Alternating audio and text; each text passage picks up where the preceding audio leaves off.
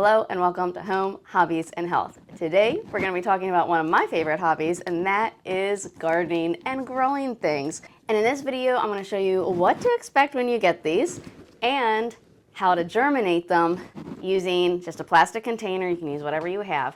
So are you ready? Let's get started. All right, these seeds are packed in double layered bags, which helps keep moisture out and to maintain the seed viability, ensuring really good germination.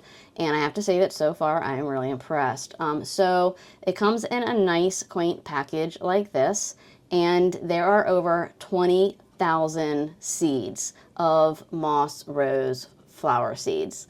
And it does contain a mix of different bright colors.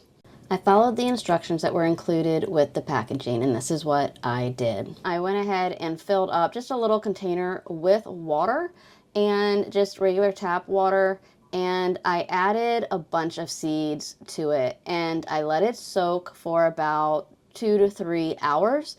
This is not required, but it really does help speed up germination. So I pre-moistened the soil, and then what I did was I just directly poured the seeds in as best I could into the different pods that I have. Then I gently tapped them down, but you don't want to push them down to where they don't have light. These seeds do need light. Once that was done, I put on my cover. If you don't have a cover like this, you can just use plastic wrap, and that will work. Place in an area where it's warm and can receive indirect light. And if you have a germination mat, like a heat mat, that is even better.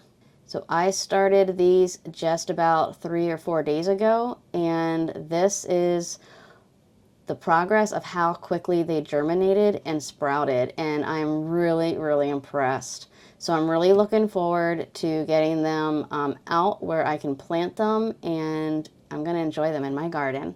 So I hope you found this video helpful. Thanks so much for watching Home, Hobbies, and Health. Don't forget to subscribe and hit that like button for more. Thanks for watching.